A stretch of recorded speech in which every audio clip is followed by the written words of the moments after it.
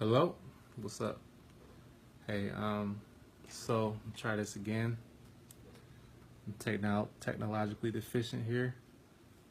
So what we're doing, I wanted to do this thing called Truth or Lie Thursdays. And Truth or Lie Thursdays is basically, um, what I noticed is that people are really just falling away from the faith, or just not even going to church, or saying, I'm not a Christian anymore because this or that, this in the Bible I don't agree with, or this in the Bible I don't understand, or this happened or that happened. So what I wanted to do was just have a little format called Truth or Lie Thursdays, where people can inbox me questions and I'll answer them. And I've gotten permission from some of those people to share some of their questions on a video and share the answers. So what I want to do right now is just look through some of those questions and share the answers for everybody out there. So keep on the lookout for Truth or Lie Thursdays. I'm gonna be doing this as much as possible. Well, not as much as possible, but every Thursday. And if you have a question, message me, and I'll try to research the answer. If I don't know it, I'll try to research it and to get the word out there. So this first question somebody sent me is, let's see. Someone asked me how someone recorded Jesus being tempted when he was alone with Satan. Also, who recorded at the Transfiguration? Because it says Peter and all who were with him were asleep. So basically, they were told what would happen. Okay. Jesus could have told them while he was discipling them. He could have said, listen, this is what happened before I started my ministry. I was going on this fast for 40 days. And after that, Satan appeared to me and told me this, this, and this. So that could have been what happened. Also could have been the Holy Spirit. The Holy Spirit could have just shared with the apostles what happened and shown it to them, and they could have written it down. But basically everything happens through testimony in the Bible. A lot of things are just God telling people what happened. So just because it doesn't seem like it could be recorded, at the time that it happened, doesn't mean that it didn't happen. Because God actually shares with people, what happened. Same thing with Moses. Moses wasn't around, at creation. God had to tell him what happened at creation. And so our whole trust in the Bible is not based on the fact that, everything was recorded live. Our faith in the Bible is based on the testimony, and the fact that the testimony is verifiable, the testimony is consistent, and the testimony comes from God. God created us. God can speak to us if he wants to, and so we can judge and see if it's his voice or not. So that's why we trust in the Bible. Next question.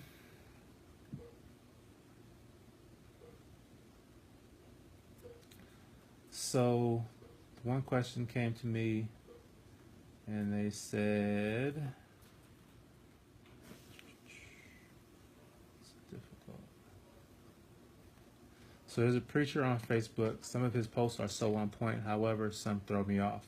He is completely against the Trinitarian gospel, and anything along those lines, I'm confused. Okay, so Oneness Pentecostals, they love Jesus, they believe in Jesus, but they do not believe in the Trinity. Their idea of oneness is that Jesus is the Father, Jesus is the Son, and Jesus is the Holy Ghost. So they don't believe in the three-part,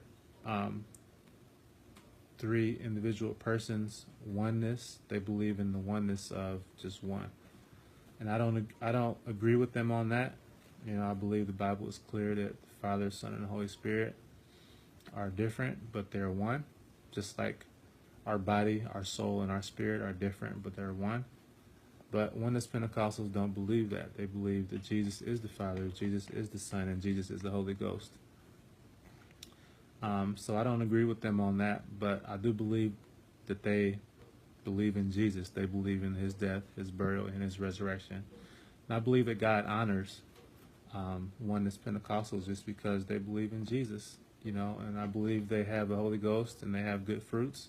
So even though I don't agree with them, intellectually on their idea of oneness, I believe that they love Jesus and they follow him, and I believe that God honors that just because they believe in Jesus himself.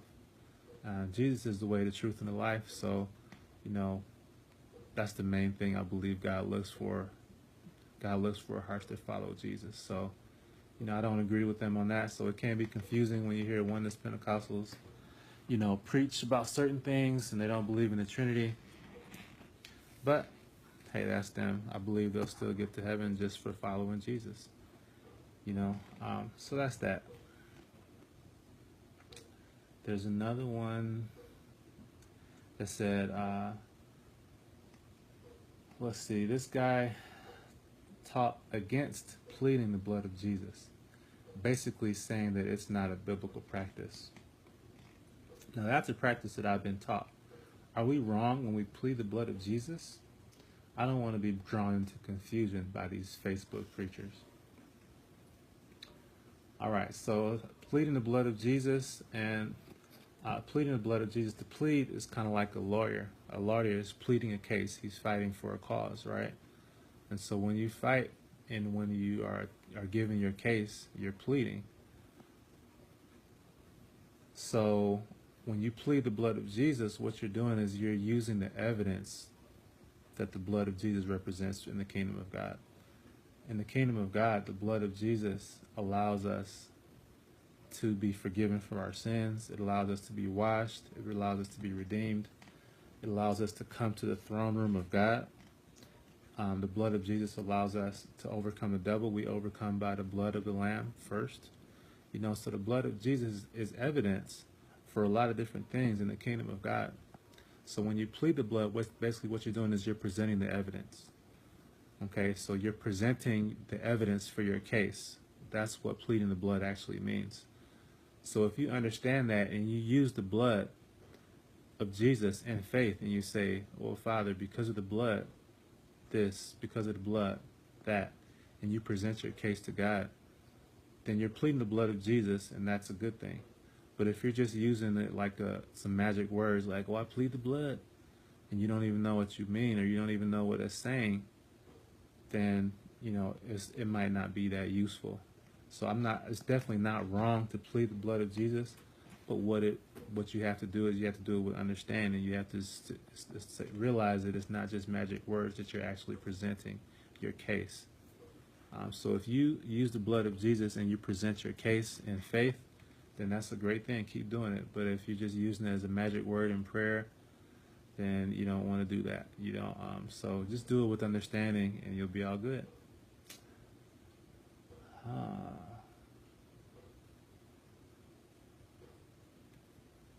So yeah, next question on Truth or Lie Thursdays.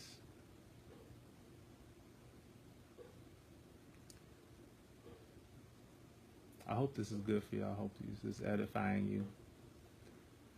Be on the lookout for more videos on Truth or Lie Thursdays. It's been a long day, y'all, but I'm still doing this. So it says, I'm a prayerful woman. I don't pray and get up. I sit still and listen for God to speak back. Prayer is indeed two-way communication. I feel like I've been deceived by the enemy. When God said he will restore my marriage, I know it was from God. I was told to meditate in the scriptures and confess the word, which I did. But my husband has went the total opposite direction, not even wanting to be around me. So I decided to push the divorce through. What is going on? I need answers. I'm confused. All right, so my answer for that basically is, biblically, yes, God can restore your marriage, but God cannot force anyone to do anything. A covenant is two ways. So your marriage covenant is between the man and the woman. So the man's will and the woman's will have to become one. A person can reject God's will, and God can't force them to do anything because he's given us free will. He's given us our individual identity. Jesus is actually the only person who completely